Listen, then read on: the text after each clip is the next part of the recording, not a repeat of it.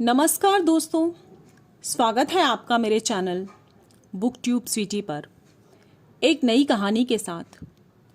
कहानी का नाम है कान के बूंदे और कहानी की लेखिका है सुभद्रा कुमारी चौहान जी। कहानी के दो मुख्य किरदार हैं। एक है वकील साहब, जिन्होंने अपनी पत्नी के होते हुए दूसरे की पत्नी पर गंदी नजर डाली। दूसरी है कमला, जिन्होंने उसी गंदी नजर की वजह से अपने घर और अपने परिवार को छोड़ा। आपसे अनुरोध है कि आप ये कहानी पूरी सुनें और मुझे अपने विचार कमेंट बॉक्स में लिखकर जरूर बताएं। तो चलिए शुरू करते हैं। कीमत पर विचार करने का समय न था, अतएव वे सिटी कोतवाल से मिलकर, जिससे उनकी बड़ी घनिष्ठता थी, हीरालाल को अपनी जमानत पर छुड़ा लाए।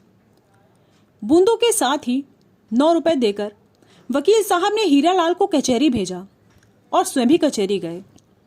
किंतु दिन भर उनके मस्तिष्क में यह बात फिरती रही कि 2000 रुपए की कीमत के बूंदे आखिर इसकी स्त्री के पास आए कहां से।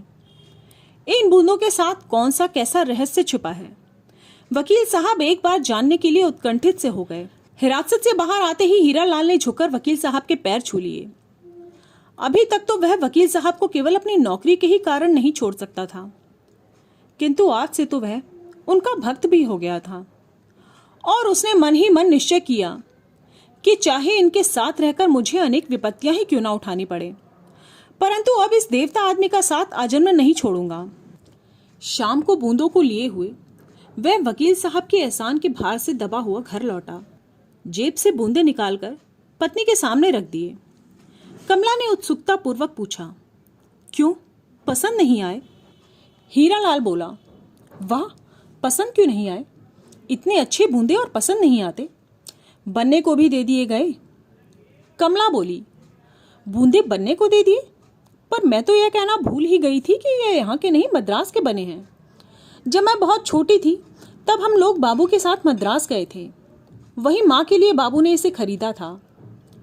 हीरालाल बोला, शायद यही बात हुई होगी, जब सुनारों ने इसे बनाने से इनकार कर दिया होगा, तभी वकील साहब ने लौटाया होगा। हीरालाल ने बूंदों की कीमत के बारे में, अपने पकड़े जाने के बारे में और वकील साहब ने उसे किस तरह छुड़ाया, इस बारे में अपनी स्त्री को कुछ भी नहीं कहा। शहर में प्लेग का प्रकोप हुआ। सब लोग शहर छोड़ छोड़कर बाहर झोपड़े बनाकर या बंगलों में रहने के लिए निकल आए। वकील साहब ने अपने बंगले में नौकरों की एक कोठरी में हीरालाल को रहने की जगह दे दी। एक ही अहाते में रहते हुए संभवतः 2-3 महीने बीत गए, किंतु वकील साहब की पत्नी हीरा देवी और कमला से किसी प्रकार की जान पहचान न हो सकी। हीरा देवी ने उच्च कोटि की शिक्षा पाई थी। वह संस्कृत में काव्य तीर्थ और अंग्रेजी में बीए थी। साधारण सुंदर थी, पर स्वभाव जरा रूखा था। वे मौके मौके पर ही हंसती थी। साधारण लोगों से वह बातचीत भी कुछ कम ही किया करती थी। उन्हें अपने धन, विद्या और प्रतिष्ठित परिवार की कन्या होने का गर्व था। अपने आश्रित एक मुंशी की स्त्री से बातचीत करने में वह समय का दुरुपयोग समझती थी। इसीलिए उन्होंने कमला को भी न बुलाया। इधर कमला इसके बिल्कुल प्रतिकूल थी। वह बहुत सुंदर थी। खूब गोरा रंग था, आकर्षक आंखें, पतले पतले लाल होंठ, जिस पर सदा हंसी खेलती रहती थी। वह बड़ी नम्र और मिलनसार थी। पढ़ी लिखी बहुत साधारण थी। हिंदी की पुस्तकों के अतिरिक्त चिट्ठी पत्री भी लिख पढ़ लेती थी। अंग्रेजी के कोई कोई अक्षर पहचान लेती थी। फिर भी उसे व्यवहार ज्ञान था। गृह कार्य में कुशल थी। साधारण कपड़ों को भी वह इस ढंग से पहनती थी कि वह उसके शरीर पर मूल्यवान जान पड़ते थे। 20 साल की उम्र होने पर भी 14 साल की किशोरी जान पड़ती थी। उसके स्वभाव में एक प्रकार की लापरवाही और अल्लड़पन था, जो इस बात का साक्षी था कि इसने भी अपने जीवन में कभी अच्छे दिन देखे हैं।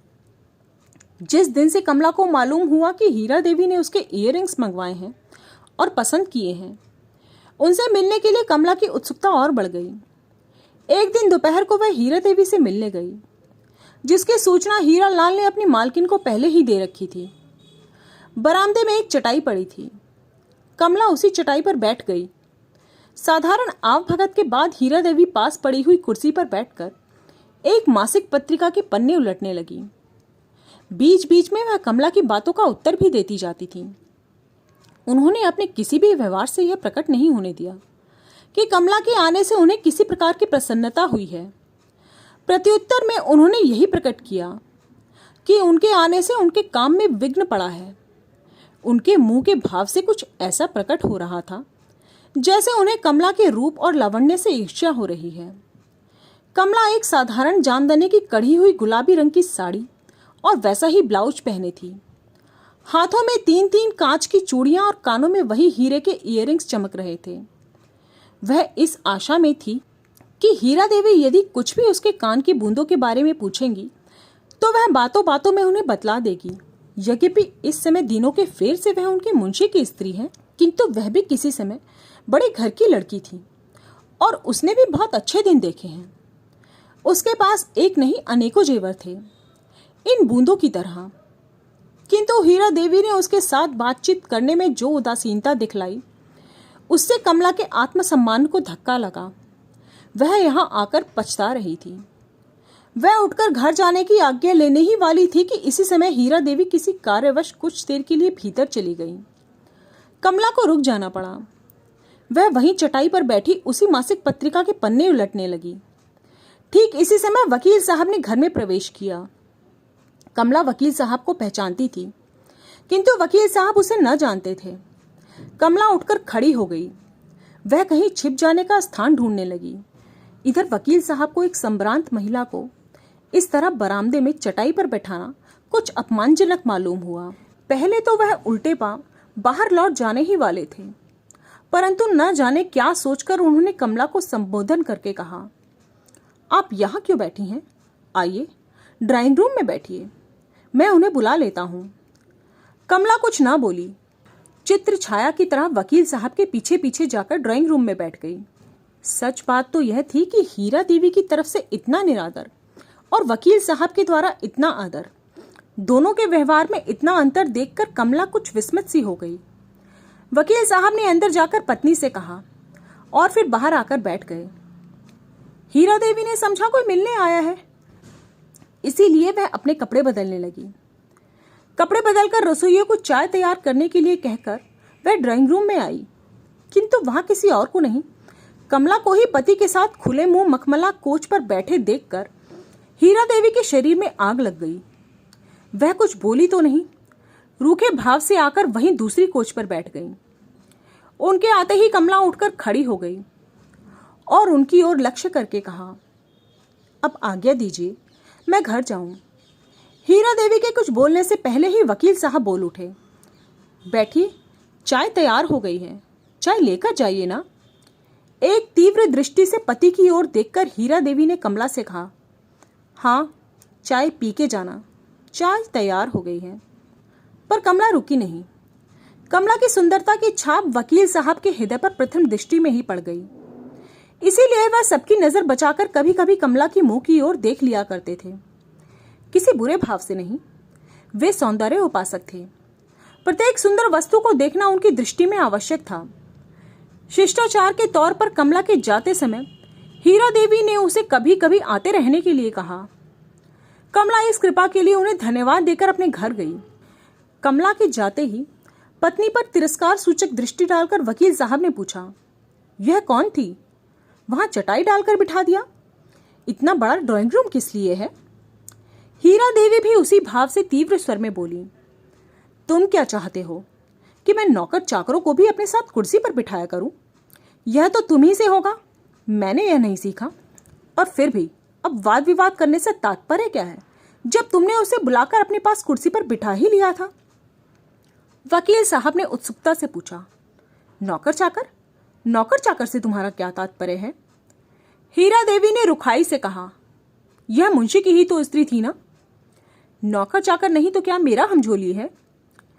वकील साहब कुछ नम्र होकर बोले, मुंशी की ही तो स्त्री थी, हीरा लाल मेरा मुंशी है, उसके साथ तुम्हें नौकरों का सा बर्ताव कदापि नहीं करना चाहिए था।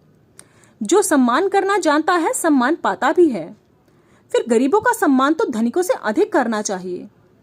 यदि तुम उसे अपने साथ पहले से ही ड्राइंग रूम में लेकर बैठती तो तुम्हारे सम्मान में कुछ अंतर ना आ जाता। तुम्हारे विषय में वह ऊंचे विचार लेकर ही जाती।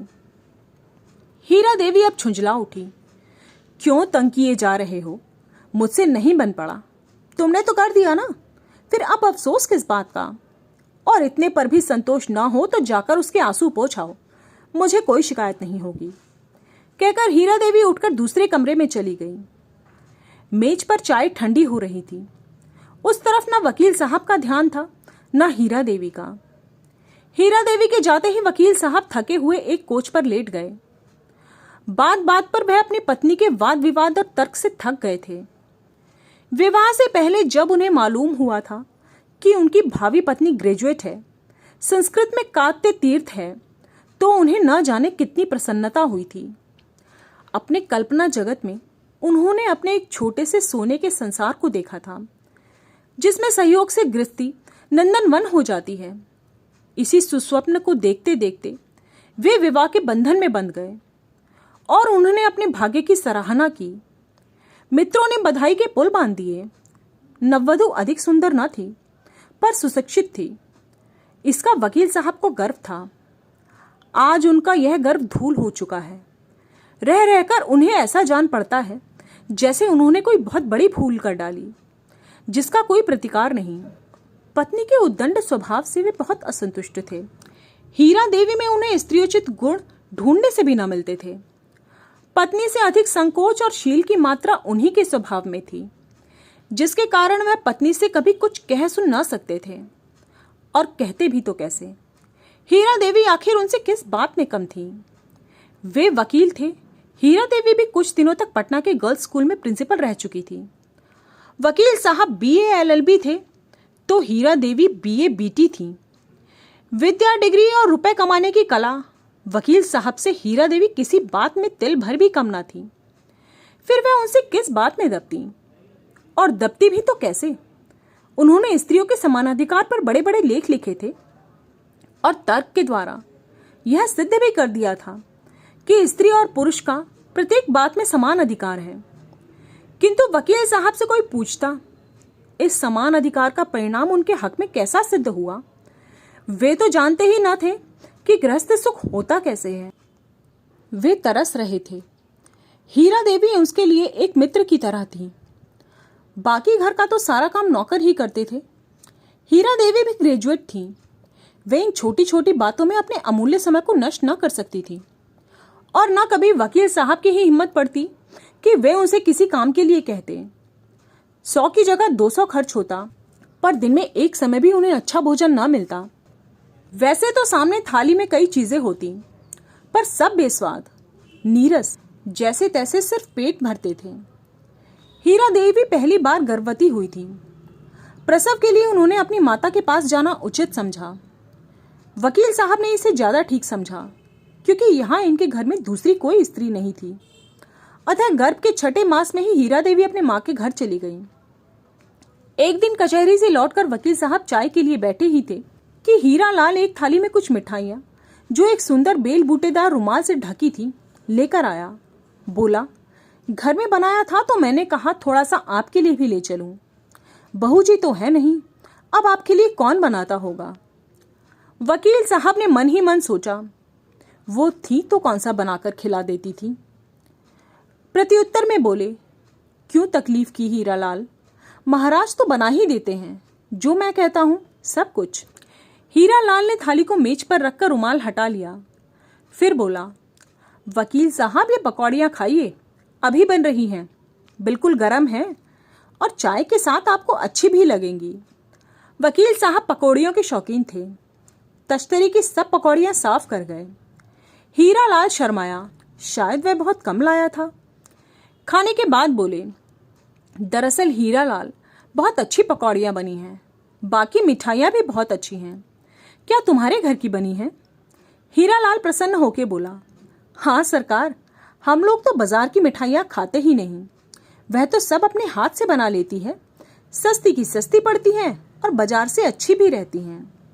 वकील साहब बोले, मालूम होता है कि भोजन बनाने में बड़ी चतुर है, पर वह तो मिर्जापुर तरफ की है ना, देहात की लड़कियों को तो मैंने भोजन की कला में निपुण कहीं नहीं देखा। हीरा लाल बोला, दिनों का ही फेर समझिए वकील साहब, यह मुंशी नवल किशोर राय की लड़की है। एक ही रात डाकुओं ने ऐसा जबरदस्त डाका डाला कि इनका सब कुछ लूट कर ले गए। इन्हें अपनी माँ के साथ जाफर मामा के घर मिर्जापुर में रहना पड़ा। देहात में रही तो क्या हुआ, इनकी माँ बहुत चतुर थीं, उन्होंने ही इन्हें सब कुछ सिखाया है। उन कान के बूंदों के अतिरिक्त मोतियों का एक चंद्रहार भी उनके पास है। वकील साहब मैं क्या बताऊं, उनके हाथ में कैसा जादू है। मामूली दाल भात बनाती है पर इतना स्वादिष्ट कि क्या बताऊं। वकील साहब आश्चर्य से बोले, अच्छा यह मुंशी नवल किशोर राय की कन्या है? वह तो इलाहाबाद के बड़े भारी वकीलों में से थे, तभी यह इतनी चतुर है। हीरालाल ने प्रसन्नता का भाव जाहिर करते हुए कहा, वकील साहब गुस्ताखी माफ हो, एक अर्ज करता हूं, कल आप सवेरे मेरी झोपड़ी में ही भोजन कीजिए, हम गरीबों के भोजन का स्वाद भी लीजिए। वकील साहब को अपने मुंशी के यहाँ भोजन करना जरा उचित मालूम ना हुआ। बोले, क्यों तकल्लुफ करते हो हीरालाल, यह जो इतनी चीजें लाए हो यही मेरे लिए कल तक के लिए काफी हैं, फिर क्यों तकलीफ करते हो? हीरालाल बोला, इसमें तकलीफ की क्या बात है वकील साहब, इसका स्वभाव तो ऐसा ही है कि अगर 10 खाने वाले आ जाएं तो उन्हें दूनी खुशी होती है। सुस्ती तो उसके नाम में भी नहीं है, और खाने वालों को खिला पिलाकर चाहे खाने के लिए एक कौर भी ना बचे उसे बड़ा संतोष होता है।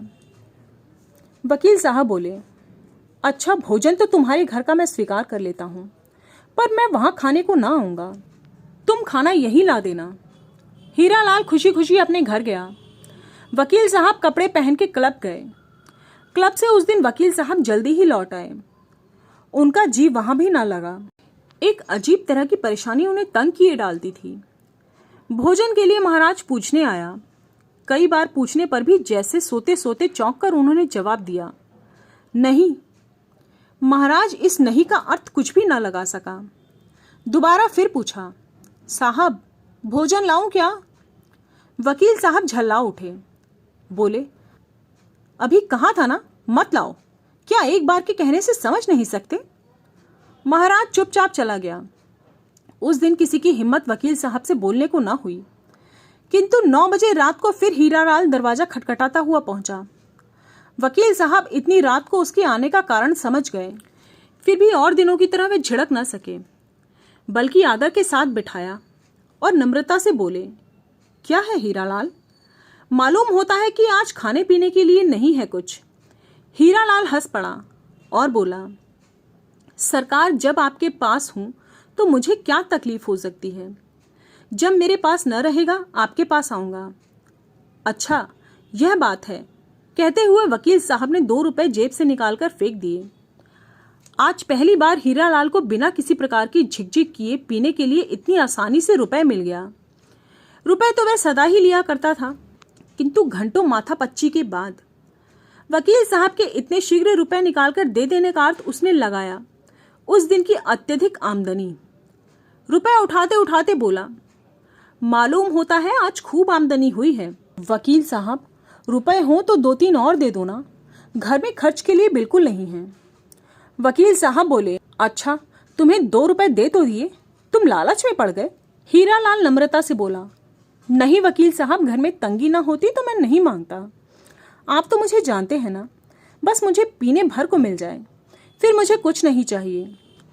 आज तो उसने कहा कि रुपए चाहिए, इसीलिए आपसे कहा, नहीं तो क्या कभी कहता हूँ। आज की वकील साहब की आमदनी कुल 5 रुपए की थी। उन्होंने बाकी के 3 रुपए निकालकर हीरालाल के हवाले कर दिए। देते देते उन्होंने ताकीद की कि देखो सब के सब मत पी जाना, घर में खर्च को दे देना।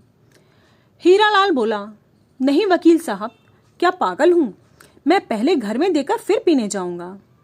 हीरालाल चला गया। वकील साहब फिर पलंग पर लेटे। उन्हें नींद ना आई।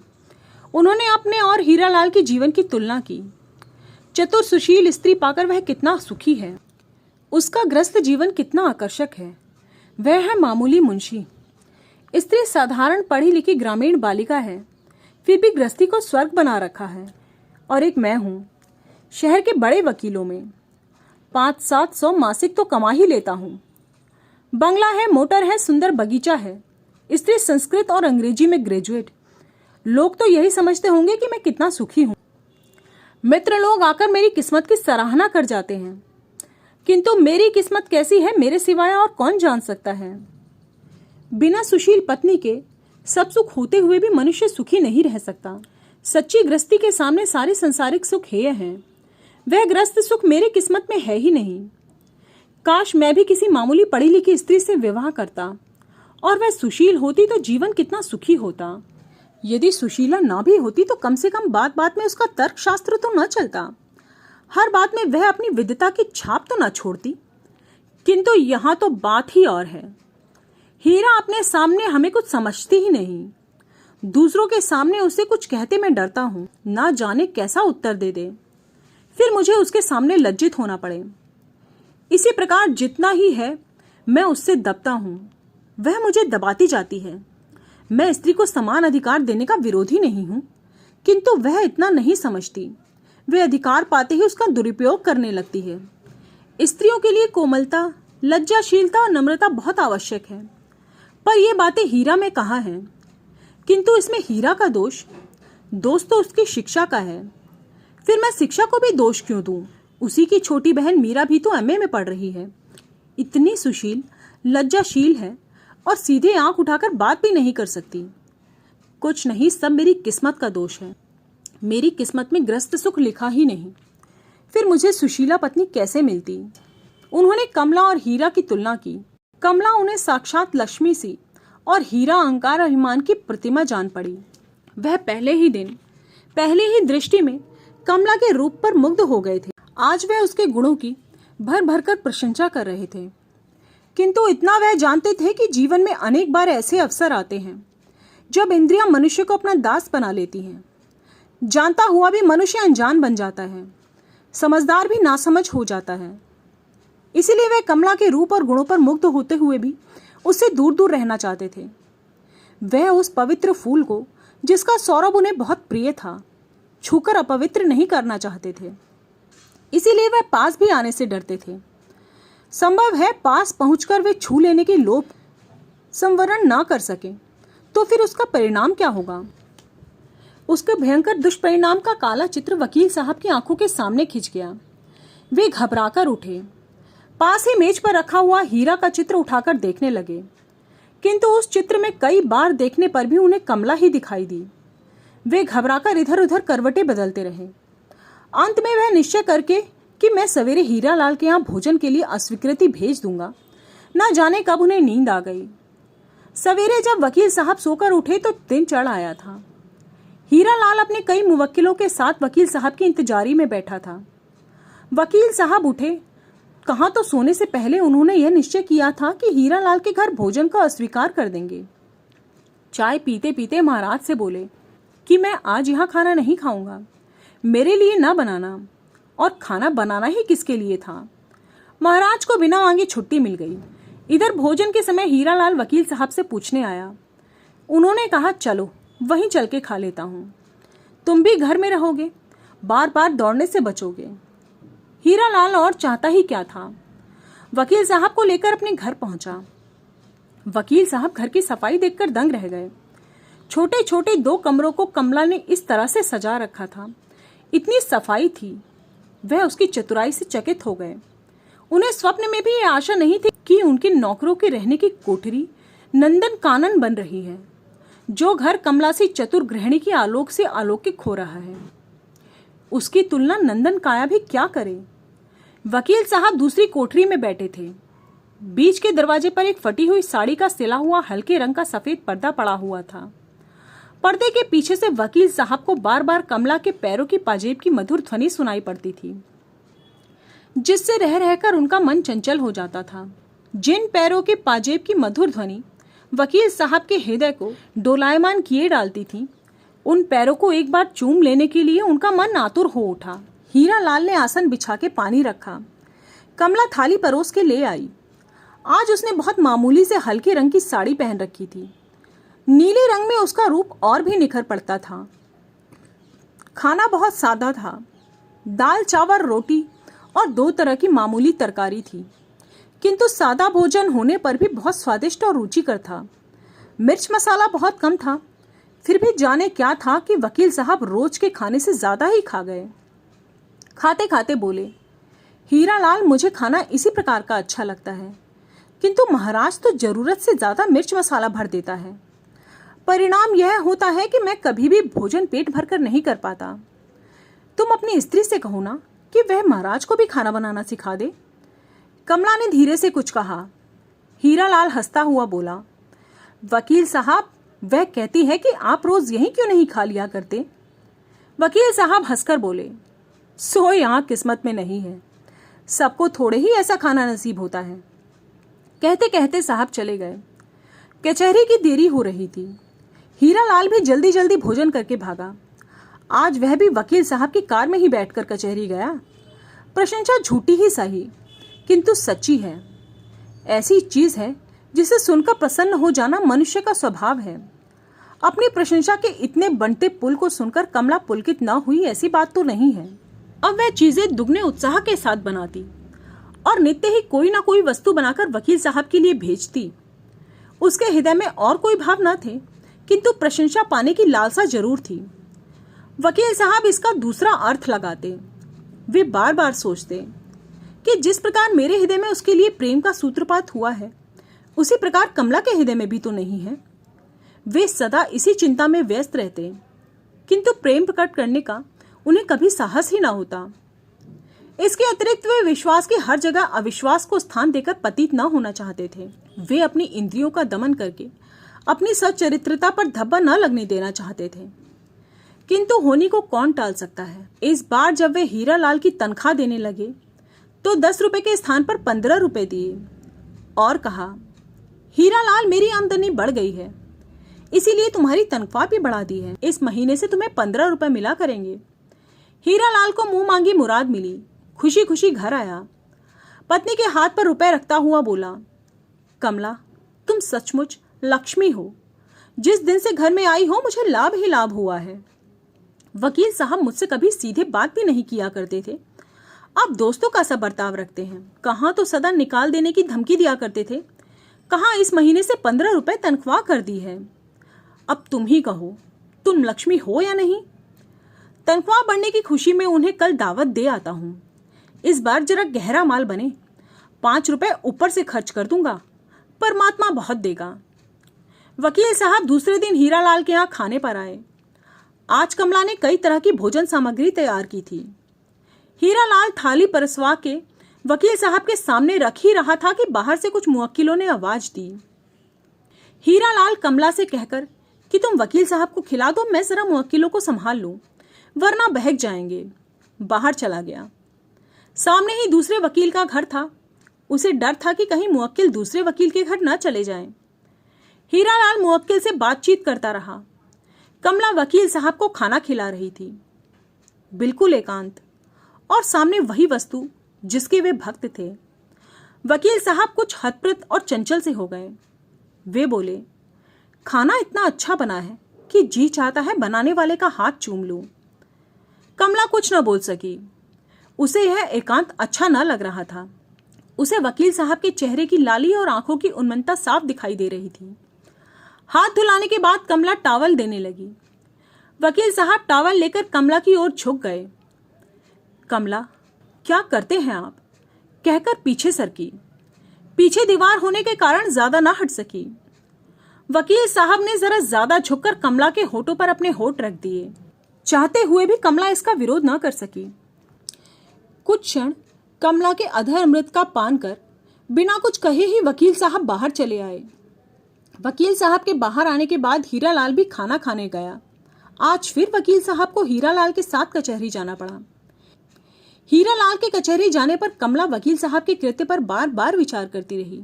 उसे रह रहकर उनके साथ साथ अपने पतन का दुख हो रहा था, किंतु उसने कभी सोचा भी न था कि यह मामला इस हद तक पहुंच जाएगा। शाम हुई। आज वकील साहब क्लब न जा सके। उनका चित्त उदास था।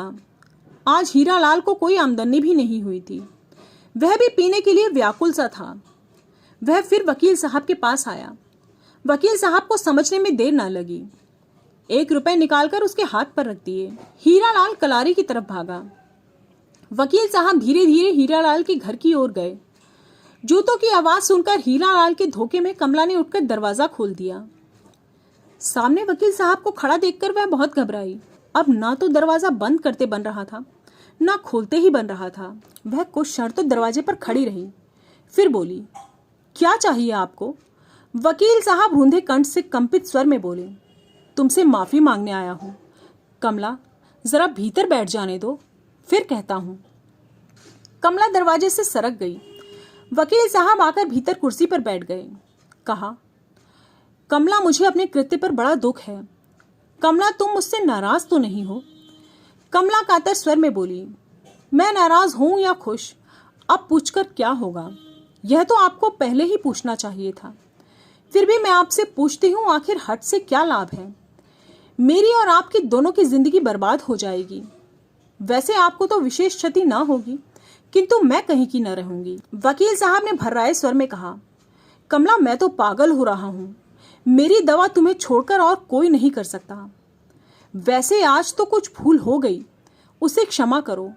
तुम्हारी इच्छा के विरुद्ध मैं तुम्हें हाथ भी न लगाऊंगा। रही तुम्हारे जीवन बर्बाद होने की बात, सो मैं तुम्हें विश्वास दिलाता हूं कि हीरा लाल को कभी किसी हालत में अलग ना करूंगा। तुम्हारा जीवन मेरे जीते जी कभी बर्बाद नहीं हो सकेगा। कमला ने दीन भाव से पूछा, फिर भी यह कहां तक उचित है कि जो आदमी आपका विश्वास करे उसी के साथ आप अविश्वास करें? कभी इन्हें जरा भी शक हुआ तो मेरे और आपके विषय में क्या सोचेंगे? वकील साहब बोले, कमला शक होने कैसे पाएगा? कहते कहते उठकर उन्होंने पास खड़ी हुई कमला का गाढ़ा आलिंगन कर लिया और उसी शाम उनका पतन हो गया। इस बात से कमला को जो कुछ दुख था वह तो था, वकील साहब भी अपने कृत्य से संतुष्ट न थे। न जाने कितने दिन और कितनी रातें उन्होंने बेचैनी से बिताई, किंतु कार्यक्रम उनका ज्यों का त्यों चलता रहा। रोज शाम को हीरालाल जब कलारी जाता, उसी समय वकील साहब अपनी मधुशाला में पहुंचते। यह क्रम महीनों चलता रहा, किंतु हीरालाल कुछ भी न जान सका।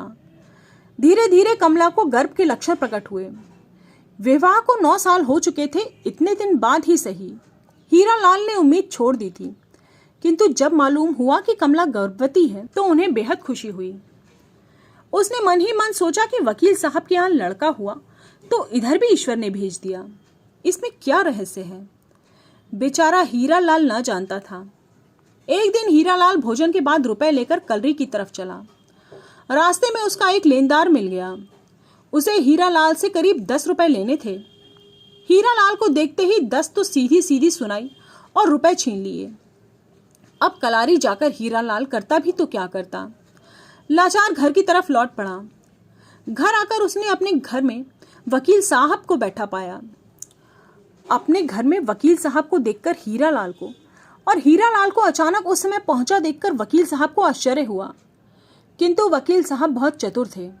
बोले, क्यों हीरालाल, हमेशा तो मुझे भोजन के लिए पूछा करते थे, आज जब मुझे घर में ढंग का खाना ना मिला तो पहले से ही खा पी कर बैठ गए। हीरालाल बोला, अरे तो और बन जाएगा वकील साहब। उसने पत्नी को वकील साहब के लिए कुछ बनाने का इशारा किया। वकील साहब रोकते हुए बोले, नहीं नहीं, आप क्यों तकलीफ देते हो? मैं जानता हूं तुम लोगों ने कुछ खाया पिया ना होता तो मैं भी कुछ खा लेता। फिर कुछ हंसकर बोले, और तुम्हारा क्या हाल है? मालूम होता है आज चढ़ाई नहीं। हीरालाल के हृदय में कुछ आशा का संचार हुआ। इस समय मदिरा से अधिक आकर्षक कोई दूसरी चीज दुनिया में उसकी दृष्टि में नहीं थी। बोला, चढ़ाता कैसे वकील साहब? एक साला लेनदार मिल गया, रुपए ही छीन लिए। फिर मैं कलारी कहाँ गया? जाकर भी क्या करता? वहां कहीं दूसरों को पीते देखकर और जी खराब होता। आपके पास हो सरकार तो जिला लो, वरना बिन खुराक के ही मर जाऊंगा। जेब में से 5 रुपए का नोट निकालते हुए वकील साहब बोले, मेरे पास छुट्टे रुपए नहीं है और तुम्हें रुपए देते हुए डर लगता है। नशे के झोंक में न जाने कितना पी जाओ। हीरालाल बोला, नहीं सरकार, ऐसा कभी हुआ है?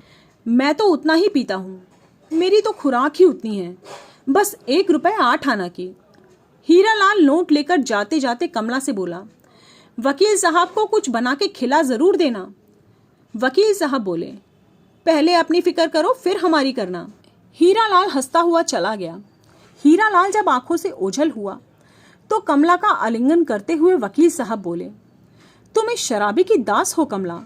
यदि बदलने का कानून होता तो मैं हीरा को देकर तुम्हें ले लेता। हीरालाल के साथ भले ही सुख न रहती, पर तुम्हारे सरीखा सुखी तो दुनिया में कहीं ढूंढने से भी ना मिलता। ना कमला ने कुछ उत्तर ना दिया। विदाई की अंतिम छाप कमला के होठों पर लगाकर वकील साहब अपने घर आए। कमला के गर्भ का 5वां महीना चल रहा था। हीरालाल खूब पीकर लौटा। 3.5 रुपए कमला के सामने फेंक दिए। फिर वह खाट पर बेहोश पड़ा। आज उसने दूनी चढ़ा ली थी। धीरे धीरे हीरालाल को अपनी स्त्री और वकील साहब के चरित्र के विषय में कुछ कुछ संदेह होने लगा, किंतु कुछ भी कहने की हिम्मत ना पड़ी। जब तक वह अपनी आंखों से कुछ देख ना ले, कैसे कहे। लेकिन इस विचार मात्र से ही उसका हृदय बड़ा विचलित हो गया। अब वह ज्यादा पीने लगा, किंतु उस पर भी उसको शांति नहीं मिलती थी। वह बड़ा व्यथित और घबराया हुआ सा रहता था। एक दिन वह कमला से बोला, कमला, जाने क्यों मुझे तुम्हारा वकील साहब के साथ इतना मिलना जुलना पसंद नहीं आता। कमला ने कहा, मैं तो उनके घर मिलने नहीं जाती, तुम उन्हें मना कर दो, मैं उनसे कभी ना मिलूंगी। हीरालाल निरुत्तर हो गया। वकील साहब को रोकने का उसमें साहस न था। उसने सोचा मकान ही बदल लूं तो अच्छा रहेगा। वह मकान की तलाश में चला। रुपए लेकर कलारी की तरफ जाने के इरादे से निकला, किंतु कुछ ही दूर जाने पर उससे कुछ मुवक्किल मिल गए। वह उन्हें लेकर लौट पड़ा। बंगले पर आने से मालूम हुआ वकील साहब क्लब गए हैं। मुवक्किलों से बातचीत करके 5 रुपए फीस की पेशगी लेकर हीरालाल उन्हें सवेरे आने की ताकीद देकर अपने घर की तरफ चला। वह रबर सोल जूते पहना था, इसीलिए जूतों की आवाज न हुई। बाहर बरामदे में पहुंचकर उसने देखा सामने का दरवाजा बंद है। अंदर से वकील साहब और कमला के हंसने की आवाजें आ रही हैं। वह चुपचाप खड़ा था। उसने सुना कमला कह रही थी, लड़की हो या लड़का, तुम्हारा ही है, उसकी पूरी जिम्मेदारी तुम ही पर रहेगी। मैं यह नहीं देख सकूंगी कि तुम्हारा बच्चा मोटर पर बैठकर स्कूल जाए और दूसरा पैर घसीटता हुआ जाए। वकील साहब बोले, पगली हो क्या? तुम्हें भी मैं यहां नहीं रहने दूंगा। मैं तुमको लेकर भाग जाऊंगा। वकालत, मकान, बगीचा सब हीरा और हीरालाल के लिए छोड़ जाऊंगा। मेरे पास बस तुम रहो। मैं दुनिया की सारी संपत्ति को ठुकरा दूंगा। मोटर में अपने बच्चों के लिए साथ रखूंगा। कहीं भी रहूंगा, कमाऊंगा, खाऊंगा। होना तैयार इस बात के लिए? कमला हंस पड़ी। हीरालाल अधिक न सुन सका। संताप से वह पागल सा हो गया था। उसने जोर से एक ठोकर दरवाजे पर लगा दी। दरवाजा अंदर बंद था। वह क्षण भर भी वहां न ठहर सका। तेजी के साथ अहाते से बाहर निकल गया। अंधकार में किधर दृश्य हो गया। इस घटना को हुए कई महीने बीत गए। अब कमला और वकील साहब के संबंध की चर्चा घर घर में थी। संदेह तो लोगों को पहले ही था, किंतु हीरालाल के इस प्रकार अचानक लापता हो जाने पर संदेह में कोई दूसरा संदेह का कारण न रह गया। एक सखी ने कुछ गोलमाल करके हीरा देवी को भी लिखा। यह भी लिखा कि वह फौरन चली आए। इसके एक ही दिन पहले हीरा देवी को पति का पत्र मिला था, जिसमें लिखा था कि यहाँ कई तरह की मौसमी बीमारियां फैली हैं। ऐसे समय में तुम बच्चे को लेकर यहाँ मत आना, मैं स्वयं तुम्हें लेने आऊंगा। अब हीरा देवी पति के असली मतलब को समझी। उसके सर से पैर तक आग लग गई। उसी दिन रात की ट्रेन से वह रवाना हो गई। उसके पहुंचने से 15 दिन पहले ही बंगले में एक कमरे में कमला को कन्या हुई थी। हीरा देवी के इस प्रकार अचानक पहुंचने की वकील साहब को संभावना न थी। उनकी समझ में नहीं आया कि क्या करें। पहुंचने के कुछ ही घंटे बाद हीरा देवी ने देखते ही देखते कमला को बच्ची समेत बंगले से बाहर निकाल दिया।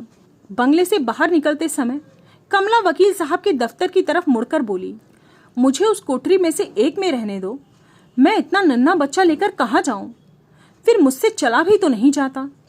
वह अपनी बात पूरी भी ना कर पाई थी कि अचानक हीरा देवी आ गई। डांट कर बोली, सीधी निकल जाओ। मेरी इच्छा के विरुद्ध तुम इस अहाते में पैर भी नहीं रख सकती। वकील साहब बुद्ध की नाई बने बैठे रहे। उनसे कुछ भी कहते नहीं बना। उन्हीं की आंखों के सामने जिन्हें उन्होंने इतना आश्वासन दे रखा था, वही कमला गिरती पड़ती किसी प्रकार बंगले से बाहर चली गई। किसी को उस पर दया नहीं आई। किसी ने उसे शरण न दी। अपने पाप के फल को हृदय से लगाए हुए संताप के आंसू बहाती हुई कमला निरुद्देश्य भाव से चली जा रही थी। आप सुन रहे थे सुभद्रा कुमारी चौहान जी द्वारा लिखी कहानी कान के बूंदे। आपको ये कहानी कैसी लगी मुझे कमेंट बॉक्स में लिखकर बताएं। मेरे चैनल को सब्सक्राइब करें, कहानी को लाइक करें। जल्द ही मिलते हैं एक नई कहानी के साथ। तब तक के लिए नमस्कार।